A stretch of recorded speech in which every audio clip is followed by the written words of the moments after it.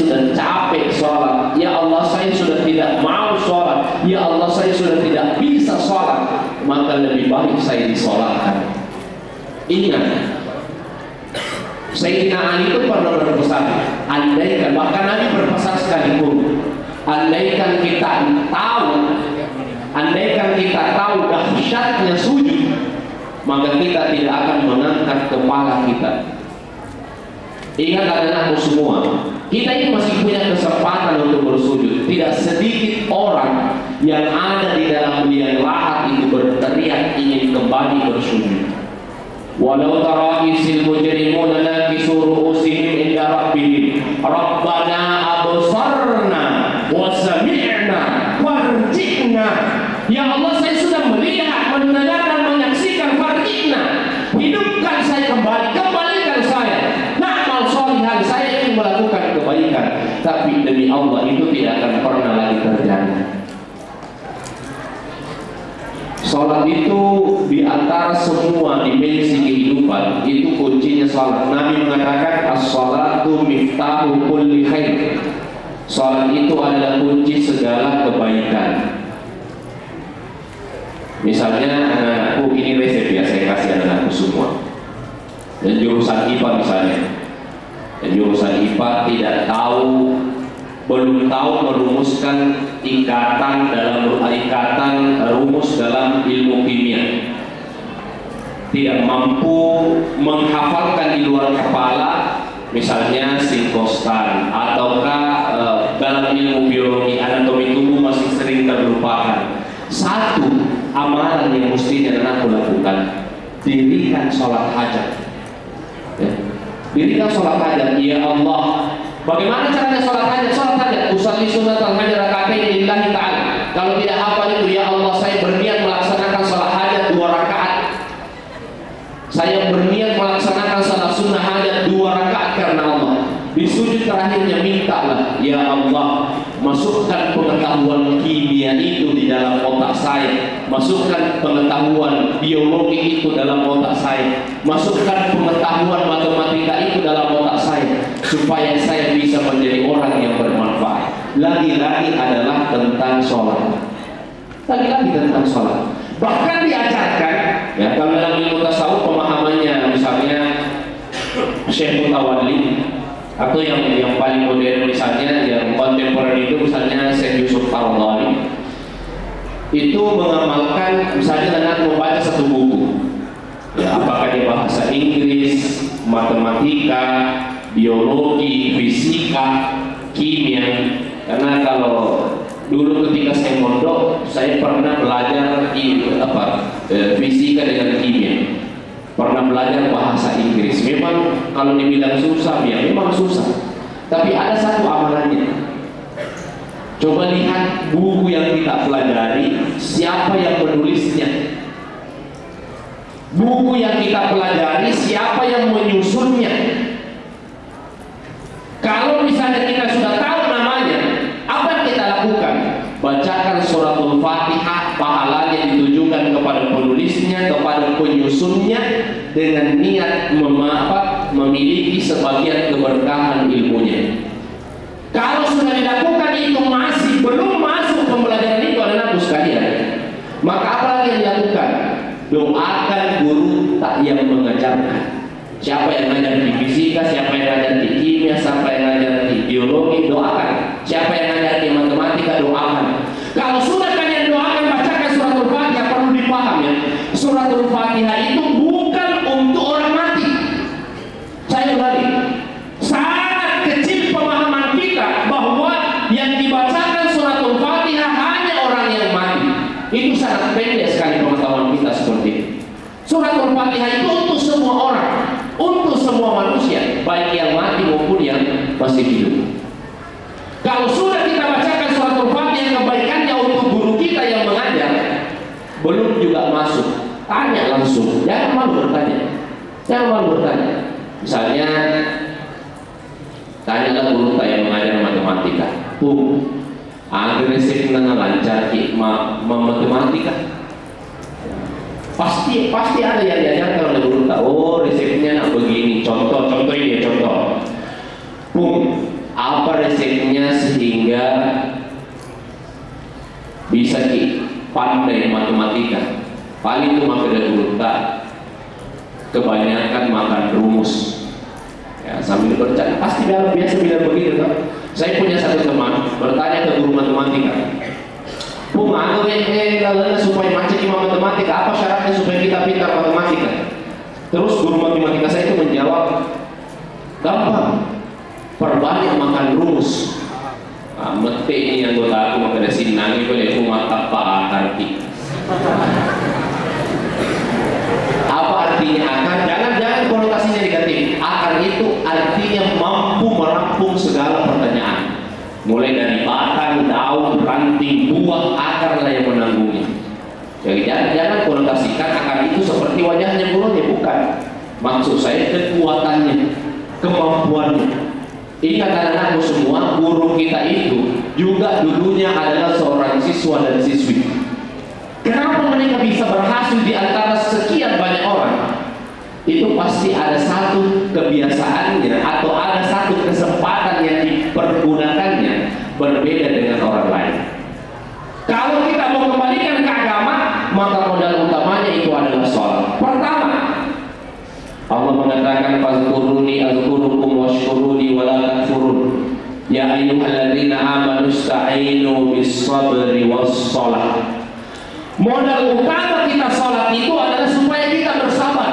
Kalau tidak tahu satu pembelajaran, maka sabarlah untuk diulangi, untuk mengulangi. Bukan ketika tidak tahu pembelajaran, meninggalkan pembelajarannya, mengambil HP-nya, main game.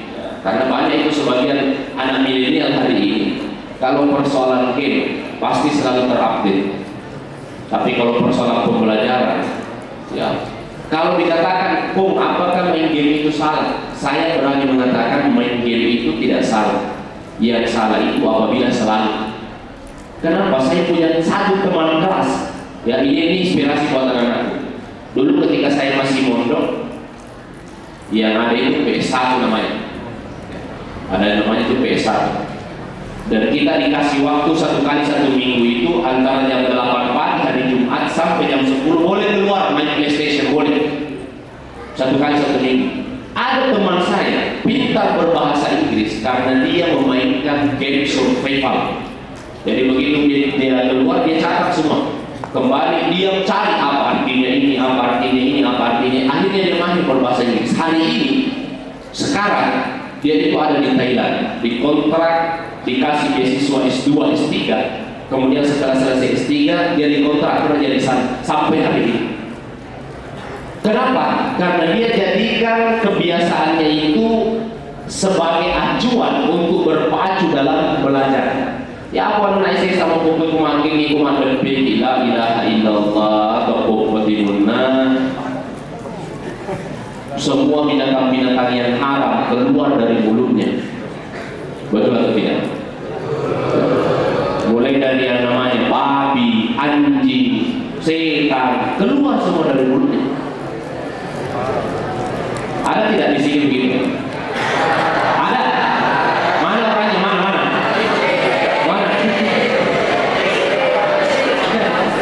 Tidak usah saling menunjuk. Biasanya yang menunjuk juga begitu.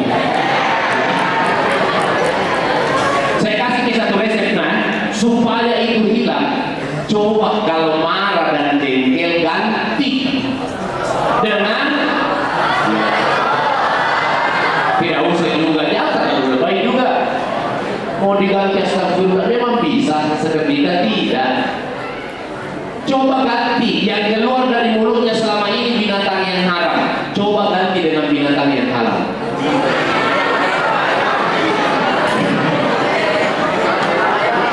Apa binatang yang halal? Sapi, ayam. Coba ini dulu yang mulai. Dan saya mau melihat kalau anak-anakku yang ada di UPTC ini bisa memulai, pasti akan mengikut yang lain. Minimal kalau kita, mohon maaf ya kalau saya memberikan contoh, kalau kita mengatakan anjing kita ganti dengan sapi, pasti ada maknanya yang berbeda sedikit. Ya, coba yang mulai ya. Coba mulai hari ini kalau jengkel jangan keluarkan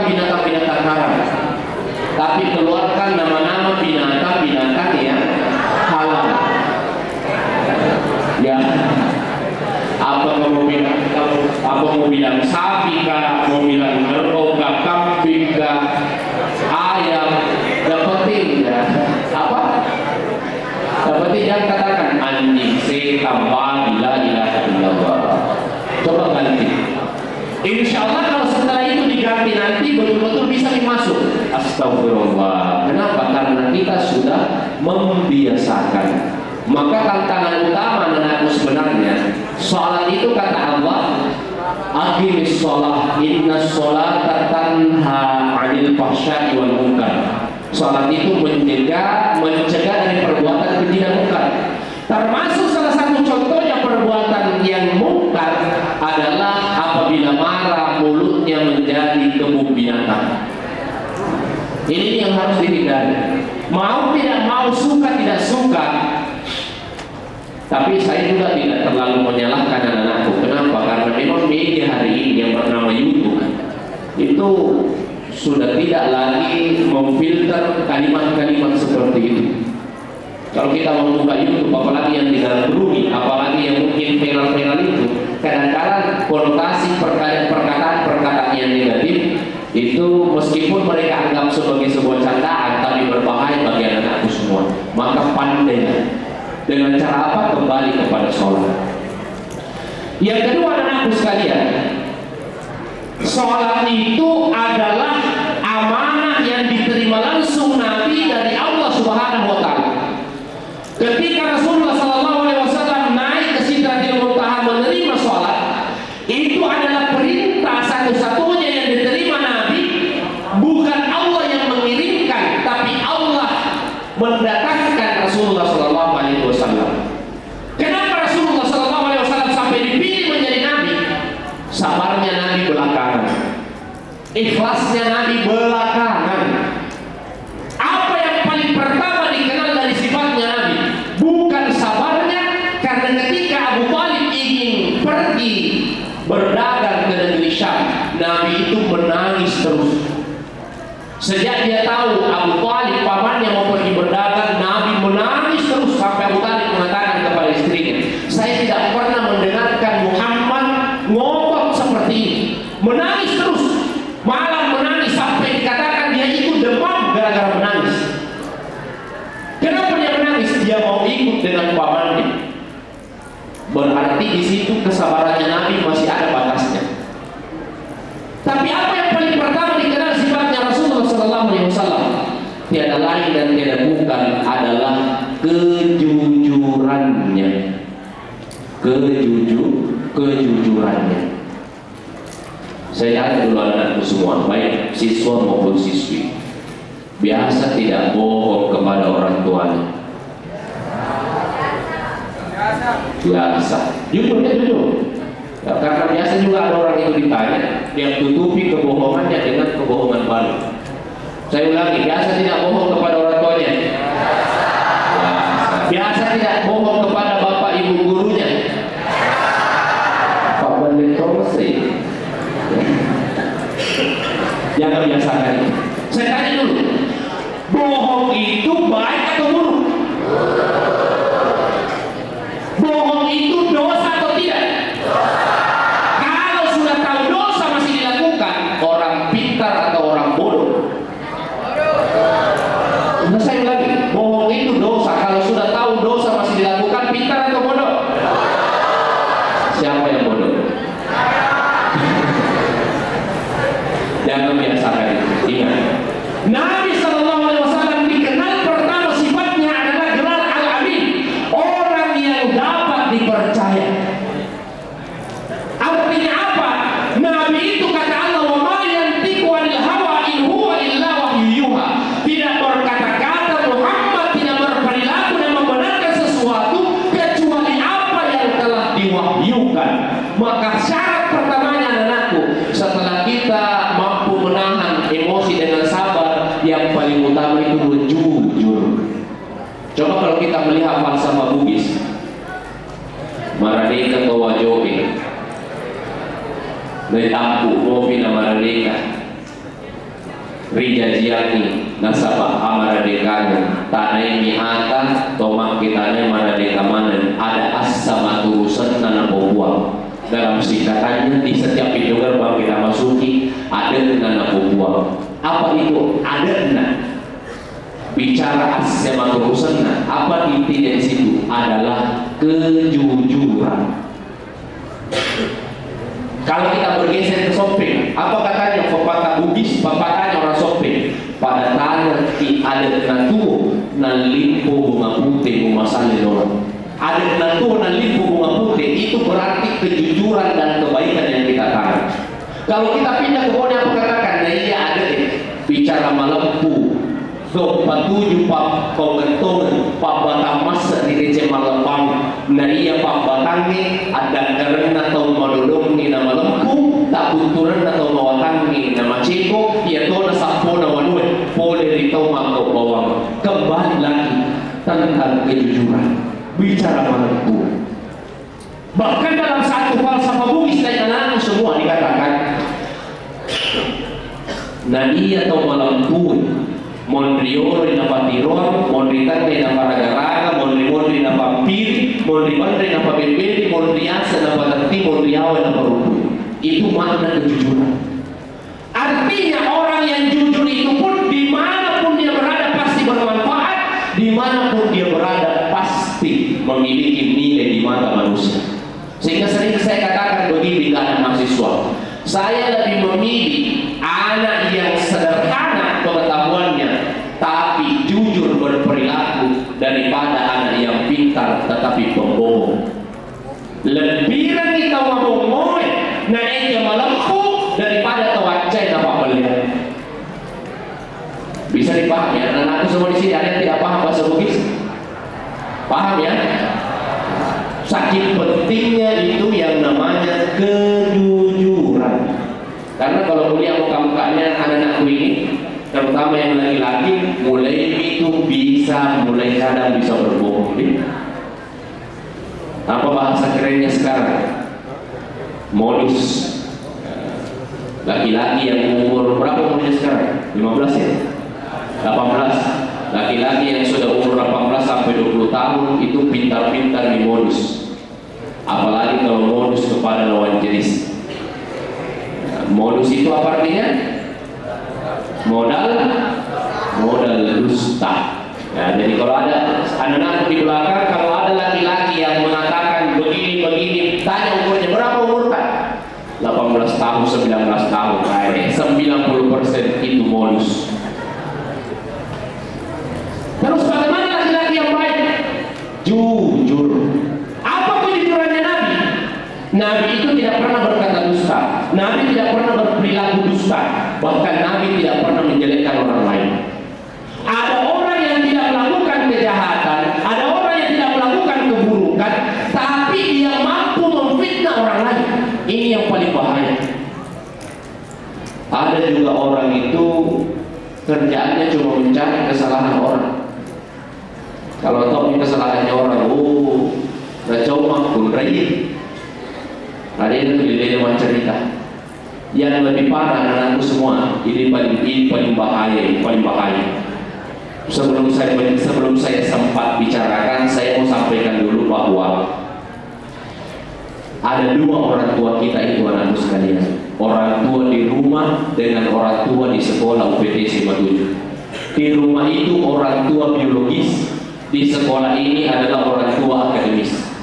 Ada anak yang durhaka kepada gurunya tanpa dia sadari. Dan saya pernah menyaksikan satu video.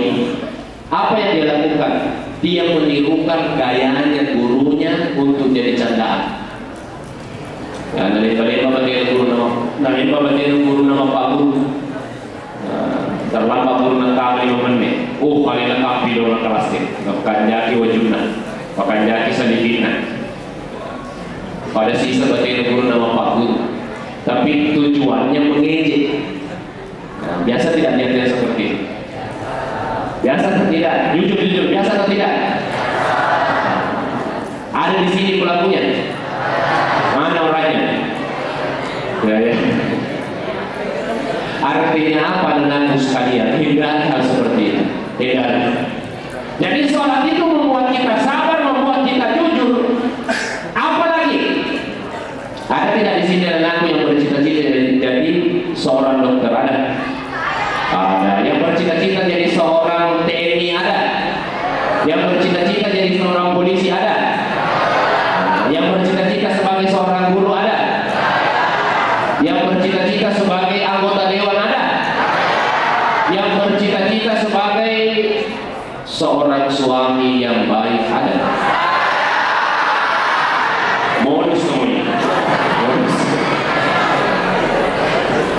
Yang bercita-cita sebagai istri soleha ada. Ternyata sama-sama modus. Artinya apa, anak-anakku sekalian? Cita-cita itu luhur, cita-cita itu baik, tapi sama halnya kalau kita mengatakan saya mau ke Makassar, ya, saya anggaplah cita-cita kita mau ke Makassar, maka ada 3 jalan yang bisa kita tempuh. Bisa lewat Camba, bisa lewat Buluh, bisa lewat Padang. Kenapa saya sampaikan ini? Supaya kita memiliki satu pemahaman bahwa cita-cita saya ini sebenarnya bisa saya capai dengan usaha. Dengan usaha apa? Mulailah dengan sholat. Perbaiki sholatmu, maka Allah yang akan memperbaiki hidupmu. Perbaiki sholatmu, maka Allah yang akan menanggung apa yang menjadi kebutuhanmu. Perbaiki sholatmu, maka Allah yang akan memuluskan jalan engkau menggapai cita-citamu. Termasuk sebenarnya denganku sekalian ya, saya tidak membanggakan SMA 7, saya tidak membanggakan, saya bukan alumni, saya juga tidak ada sangkut pautnya dengan SMA 7. Tapi termasuk SMA 7 Unggulan ini pernah saya rekomendasikan ketika ada mahasiswa S2 dari Makassar bertanya ke saya. Beliau mengambil jurusan pendidikan agama Islam, meneliti kepada saya apa yang bisa saya teliti di Kabupaten Mojokerto tentang kemajuan dari sebuah kecintaan terhadap agama. Apa yang saya tawarkan? Coba kita teliti SMA Negeri 7 Unggulan Wajo yang pernah saya saksikan siswa-siswi yang menghafal Al-Quran. Nah, saya berani mengatakan anakku semua, termasuk yang rohisnya namanya. Itu SMA Negeri 7 itu percontohan bagi SMA negeri lain yang ada di Wajo. Dan pertama itu saya dengar, ya ini yang pertama kali dilakukan di bawah kepemimpinannya Bapak Kepala Sekolah ya. Terus terang saya pernah menawarkan, ada anak mahasiswa S1 mengatakan bisa tidak Bu kalau di skripsi diteliti tentang penghafal Al-Quran di SMA Unggulan. Kalau saya jawab bisa, tapi yang lebih pas itu kalau penelitian S2. Kalau tesis, kenapa? Karena notabene-nya sekolah umum yang memiliki santri yang mencintai agama, bahkan mencintai Al-Quran, maka ikut andil di dalamnya. Itu adalah satu kebanggaan. Maka anak-anakku semua saya ingin sampaikan, sebagian kecil dari kalian itu mencintai dan membanggakan sekolah dalam bidang tertentu. Berarti dalam bidang yang lain, fisika, kimia, biologi, kalau tidak bisa membanggakan dalam bidang Al-Quran, banggakanlah dalam bidang yang lain. Satu pesan saya, jangan rusak nama baik sekolah kita. Jangan rusak nama baik sekolah kita. Kenapa sekolah itu bisa rusak? Kalau sudah jauh dari Tuhannya, kalau sudah jauh dari sholatnya. Saya ingin memberikan satu resep kepada anakku. Resep ini bisa dicatat dengan baik. Apakah yang mau jadi dokter, mau jadi polisi, mau jadi guru, mau jadi TNI, mau jadi apapun itu, selama kebaikan dicatat baik-baik. Ya. Maksimalkan ikhtiarmu di bumi. Ya, dicatat dengan baik.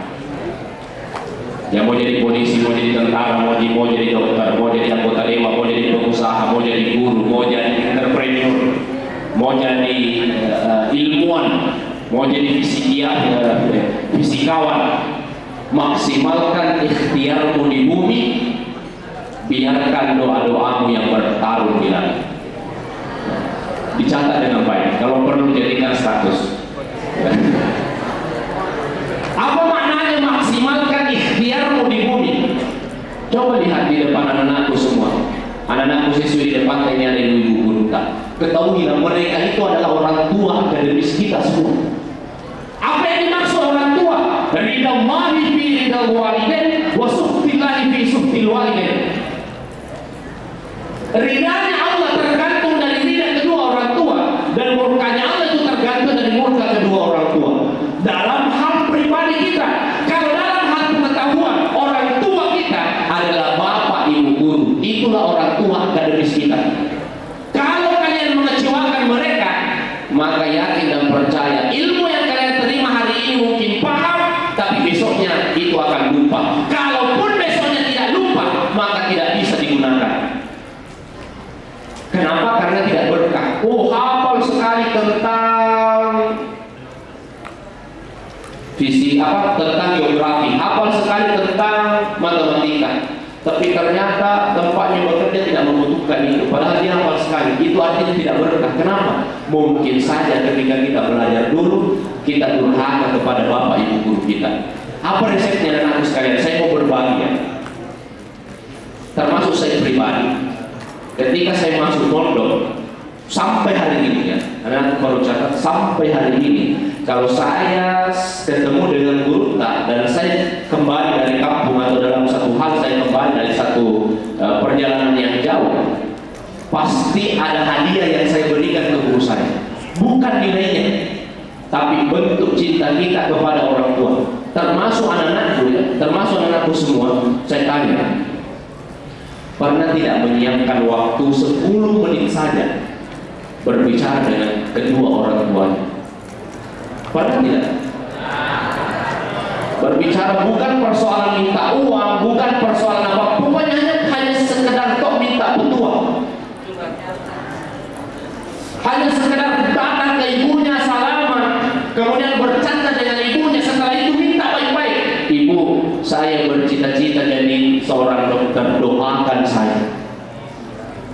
Pernah tidak kita minta secara baik itu? Ingat, Rasulullah SAW, bahkan para rasul itu telah wafat, Nabi Muhammad telah wafat, tapi masih ada doa yang selevel dengan doanya para nabi. Siapa doa? Doanya orang tua. Kalau saya tambah, doanya orang tua biologis dengan doanya orang tua akademis.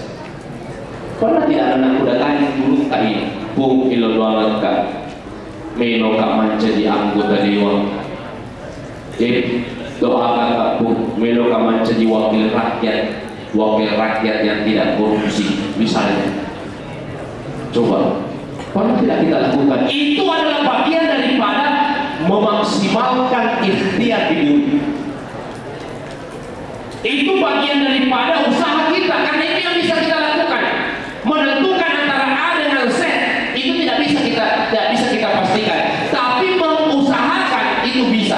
Lewat Capa, lewat Bulu Dua, lewat Pare itu bisa kita tempuh, tapi sampai di Makassar kita tidak bisa jamin. Naik motor kita melalui Capa bisa, asal sudah lengkap surat-surat, motor itu stabil, ada bensinnya, sehat, kita pun sehat, kita mengendarainya, start dari SMA 7 naik ke Makassar itu kita bisa. Tapi apakah sampai di Makassar kita tidak bisa menjamin? Meskipun bensinnya dikatakan nanti sehingga beli dan begini-begini, tapi tidak bisa kita jamin. Nah, kalau sudah kita berikhtiar maksimal di bumi, maka yang kedua, biarkan doa-doa kita yang bertarung di langit. Yang bisa membuat kita sampai di Makassar itu adalah Allah. Dengan cara apa? Sebelum keluar dari rumah kita membaca Bismillahi tawakkaltu 'alallahi la haula wala quwwata illa billahil aliyyil azim. Begitu mau naik kendaraan kita membaca Subhanalladzi sakhkhara lana hadza wa ma kunna lahu muqrinin wa inna ila rabbina lamunqalibun.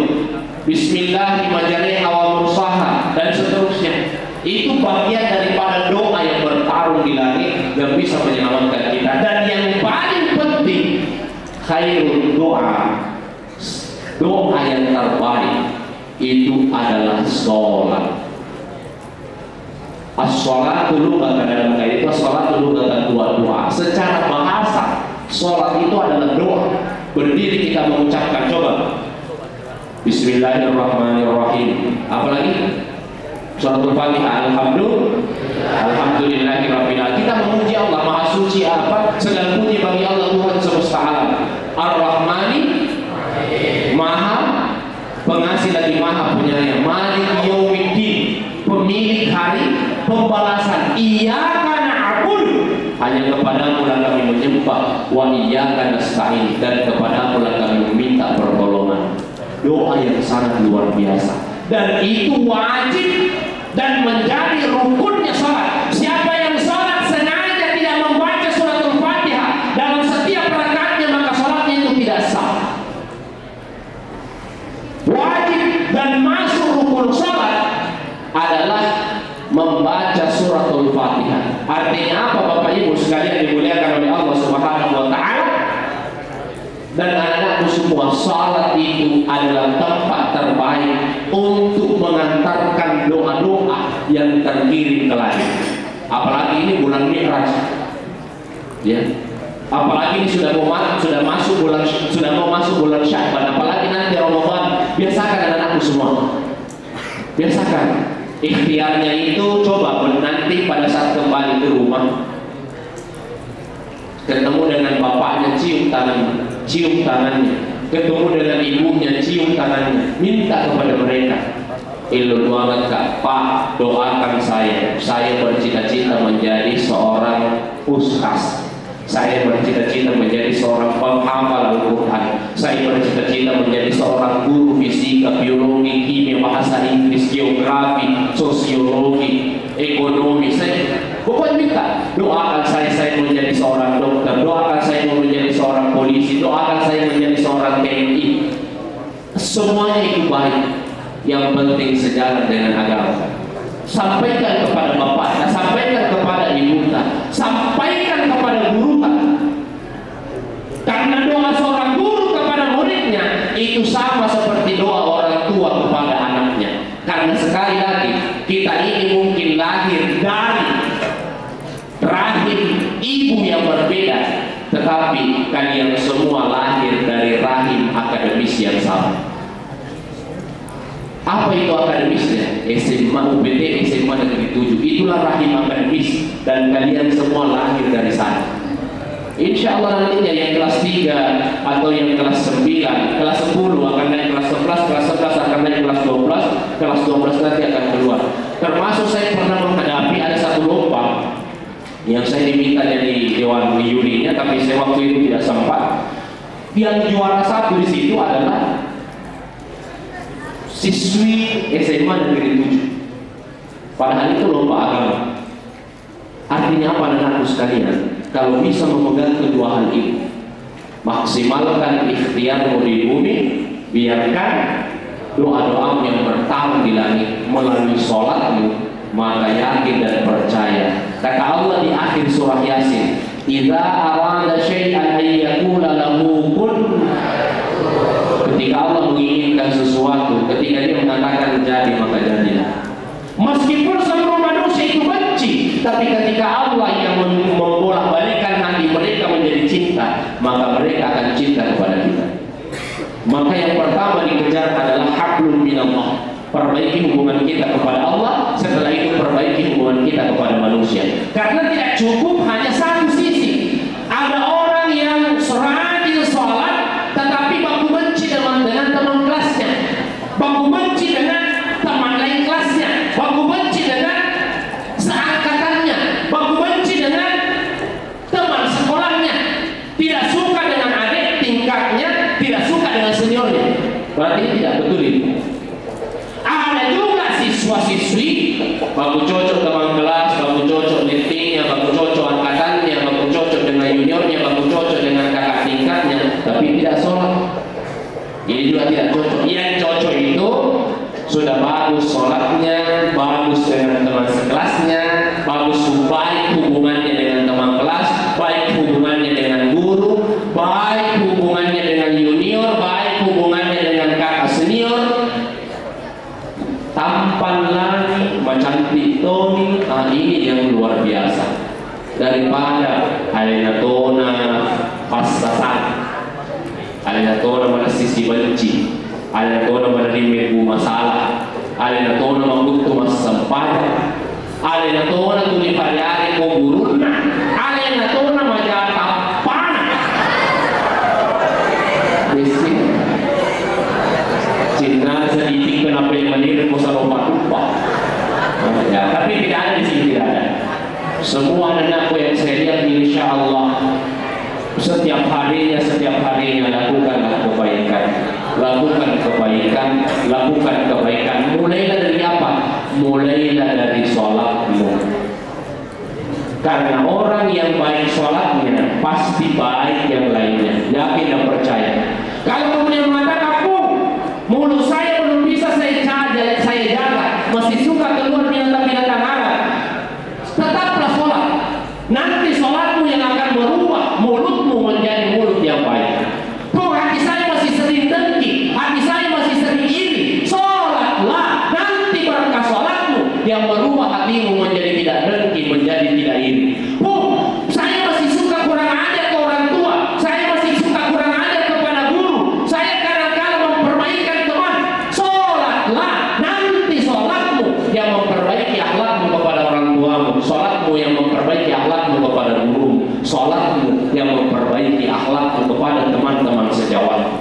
Maka intinya sholatlah sebelum Anda disolatkan. Jadi prinsip itu adalah semua.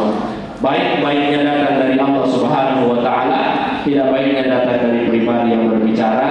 Anak-anakku semua, paling terakhir yang mau saya pesankan, Imam Al-Ghazali pernah bertanya kepada muridnya, apa yang paling ringan? Maka muridnya mengatakan yang paling ringan itu adalah kapas. Kata Imam Al-Ghazali, betul, yang paling ringan itu adalah kapas. Tapi ketahuilah, masih ada yang lebih ringan dari kapas. Apa itu yang lebih ringan dari kapas? Yang padahal kapas itu bisa diterbangkan oleh angin ketika berada di atas telapak tangan. Kata Imam Al-Ghazali, yang lebih ringan daripada kapas adalah meninggalkan sholat. Itulah yang paling ringan. Yang paling ringan itu adalah meninggalkan sholat. Kenapa ringan meninggalkan sholat? Karena mungkin dalam diri kita ada hal-hal yang haram yang pernah kita makan. Contoh, ada siswa yang makan di kantin, ya misalnya makan bakwan 5, mengaku dan bayar cuma 2. Nah, berarti yang 3-nya itu haram. Tahu diharam, tapi pernah melakukan? Yang pernah atau tidak, ya itu urusan kalian dan rubahlah itu mulai hari ini. Ya. Intinya kalau susah melaksanakan sholat, mudah meninggalkan sholat, berarti ada sesuatu yang berbeda dari kontrak kita sebagai manusia. Apakah bohongnya, atau minumannya, atau makanannya, dan rubahlah itu semua supaya kita bisa menjadi pribadi yang jauh lebih baik. Mari kita sama-sama berdoa, mudah-mudahan Allah Subhanahu wa Ta'ala memberikan kebaikan, memberikan kemuliaan atas segala kebaikan yang kita lakukan, dan anak-anakku semua betul-betul nanti menjaga sholatnya dan memaksimalkan ikhtiarnya dengan satu prinsip: maksimalkan ikhtiarmu di bumi, biarkan doa-doamu yang bertaruh di langit melalui yang engkau panjatkan melalui sholatmu. Wa qala rabbukum ud'uuni astajib lakum. A'udzu billahi minasyaitonir rajim. Bismillahirrahmanirrahim. Alhamdulillahi rabbil alamin. Hamdan na'imin, hamdan syakirin, hamdan yuwafi ni'mahu wa yukafi mazidah. Allahumma rabbana lakal hamdu wa lakal syukru kama yanbaghi li jalali wajhikal karim wa 'azimi sultan. Allahumma shalli wa sallim ala sayyidina Muhammad wa ala alihi wa sahbihi ajma'in. Allahumma ighfir lana wa liwalidina warhamhum kama rabbawna shighara. Rabbana hab lana min azwajina wa dhurriyyatina qurrata a'yun waj'alna lil muttaqina imama. Allahumma innaka antas sami'ul alim wa tub 'alaina innaka antat tawwabur rahim. Ya Allah, ya Rahman, ya Rahim, hari ini kami memperingati Isra dan Mi'raj Rasulullah Muhammad SAW.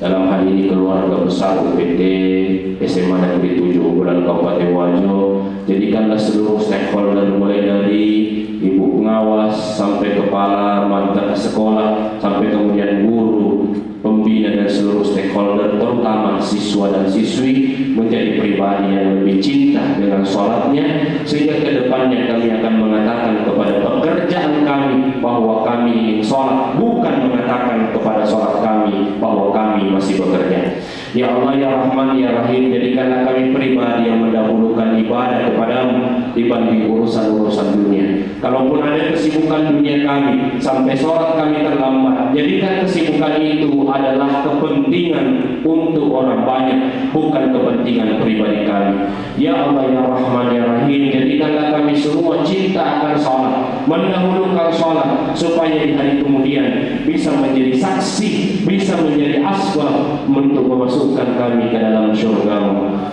Ya Allah ya Rahman ya Rahim, Rabbana zalamna anfusana wa illam taghfir lana wa tarhamna lanakunanna minal khasirin. Allahumma anzurhum, ya Allah, merdekakanlah mereka saudara-saudara kami, ikhwana, saudara-saudara kami di Filistin yang ada di Palestina. Allahumma anzurhum ikhwana fi Filistin, ya Allah, merdekakanlah seluruhnya saudara kami yang ada di Palestina. Wa khassa fi Gaza, terkhusus yang ada di jalur Gaza. Rabbana innaka antas samiul alim wa tub alaina innaka antat tawwabur rahim. Rabbana la tuzigh qulubana ba'da idh hadaytana wa hab lana min ladunka rahmah innaka antal wahhab. Rabbana atina fid dunya hasanah wa fil akhirati hasanah wa qina adzaban nar. Bi sirril Fatihah. Iyyaka na'budu.